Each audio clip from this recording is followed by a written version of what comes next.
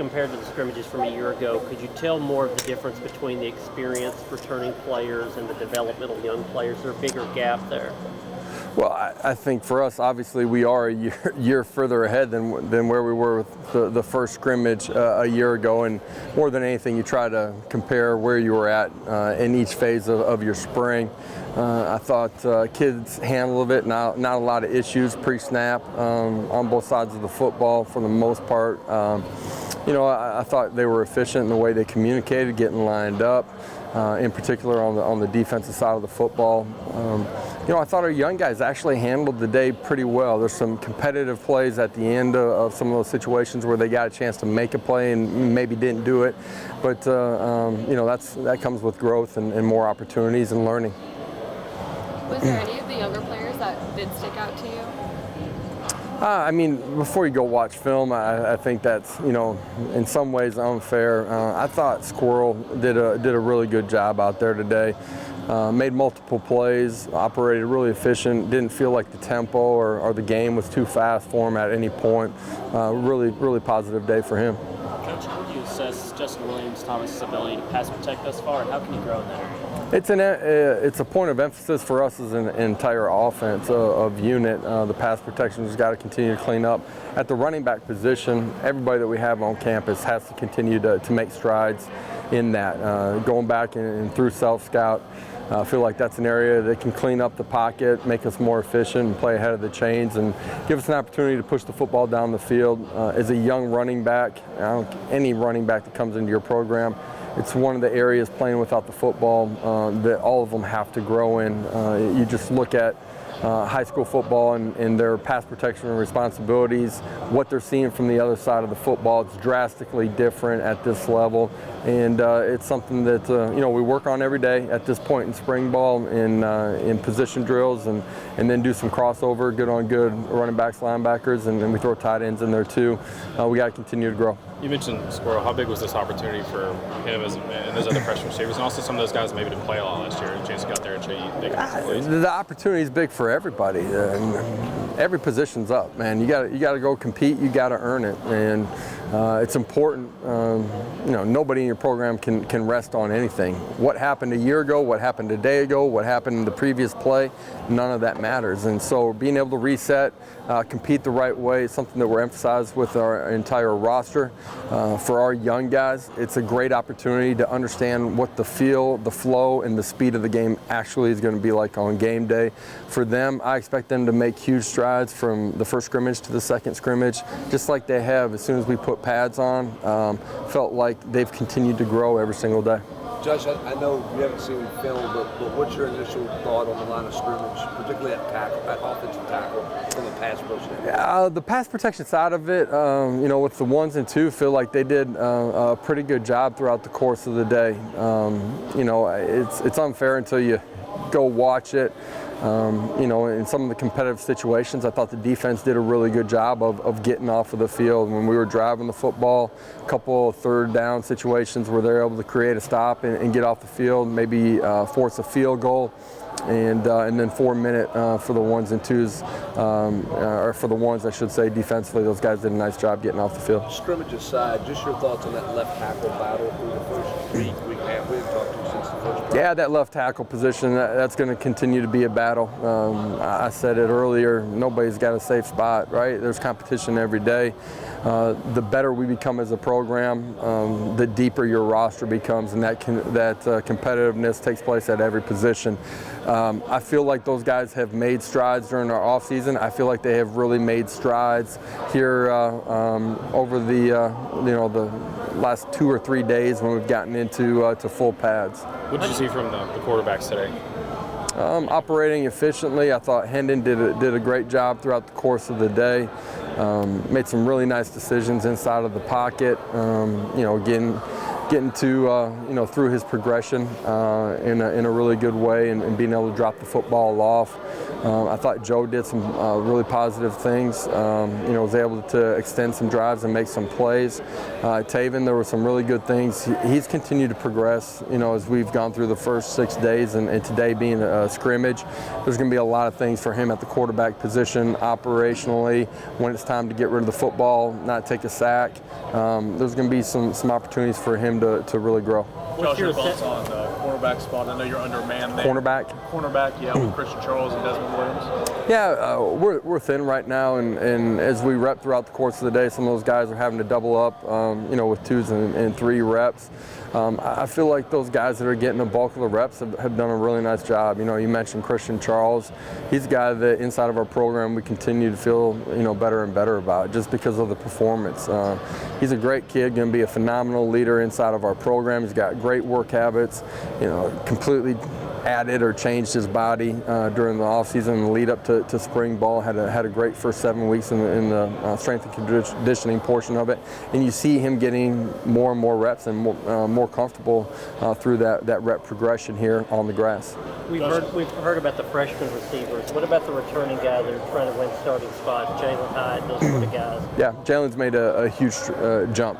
Different mindset, different focus because of that, different work habits.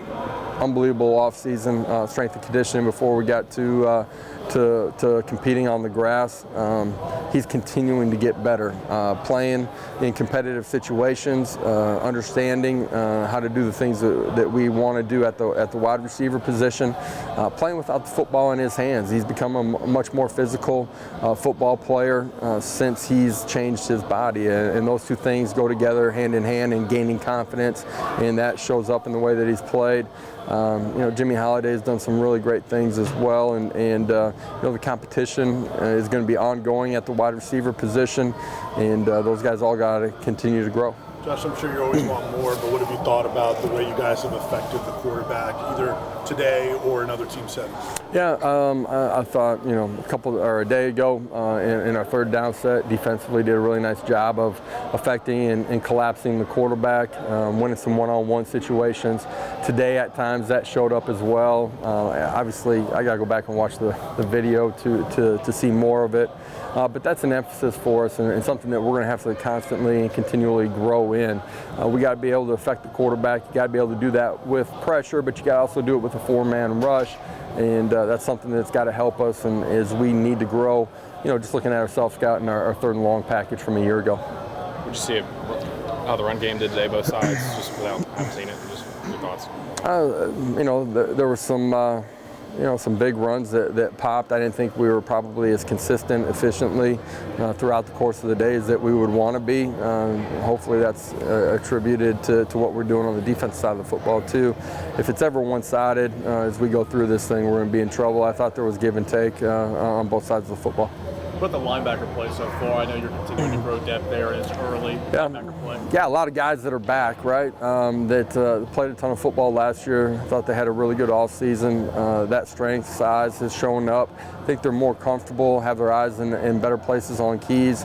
They're being more efficient with their movement, doing a better job of defeating blocks. Block destruction is something that's critical for us defensively. Got to continue to grow that. That's true for our second-level players. It's a group that has become more consistent in just their behavior off the field and who they are and how they're doing everything, and that's showing up in how they play too. You have experienced specialists on special teams, but what else stands about return game coverage? Yeah, experience, and I love those guys, how they've competed, how they've continued to grow. Paxton's put on 12 pounds during his offseason, changed his body, continued to keep his flexibility.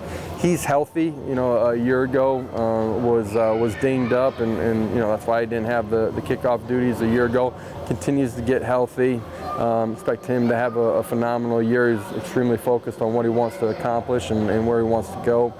Chase has done a great job as well. We've put him in a bunch of pressure kick situations. Did that a year ago too. He's handled it and banged it really well. So is Paxton trying to win back that kickoff duty role? Yeah, for sure. He wants that job, and so good competition there. how much of a shock is the tempo to the freshmen when they get here on offense? And is this the point where you start to see them adjust a little bit more to it? The tempo's hard. They're learning the speed of the game, and then they're learning, and when I'm talking about that, I'm just talking about all 11 guys, how the movement happens, and then they're learning, how fast the game is played from the whistle until the next snap, and being able to reset assignment, alignment, and get your eyes on your keys. It happens really fast for them, continues to slow down hopefully every single day. I think our young players, the way we handle their off season, being prepared for the first day, handle some things in a really positive way. The pads come on, the speed and physicality of the game changes for them. They got to adjust to that. Don't get lost, don't get discouraged in the moment. This is a process that you got to go through, have great urgency in it, be confident in who you are as a player and how you're going to grow. The thing that I love about our young guys that have come into the program is we've seen each and every one of them make strides from day to day.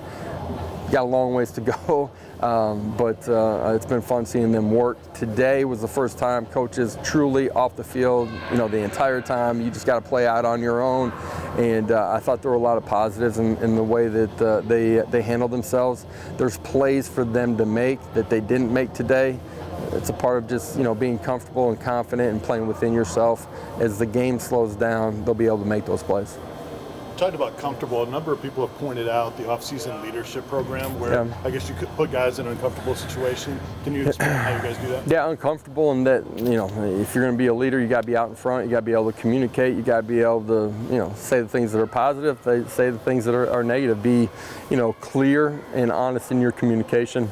No different than coaches. We try to be in those things as well. I've seen them take strides, and unique this year in that we put some young guys in some of those roles as well, where they're kind of shadowing the older guys. I think our team connection, our team building, our leadership took a huge stride in the first 7 weeks. It was a point of emphasis for us. We spent every Wednesday on that. It showed up in how we practice, and coaches are going to constantly coach and seek out everything. What's been fun with this group is that sometimes as a coach you can't get to the player before a teammate is getting with that player and correcting him too, and ownership's got to happen from within. Championship seasons happen because there's leadership at a championship level from within, man. It's got to be player driven, and our guys are starting to take more ownership in that. You mentioned some of the young guys that stepping up in those leadership roles, any that stand out? Yeah, I mean, the young guys are just continuing to grow into those things. I think you're trying to build it from the bottom up, not just to the top level, and our daily habits have dramatically and greatly improved, obviously from where we were a year ago, but in most ways from where we finished the season too, and all those things play into who we are and how we grow as a football family.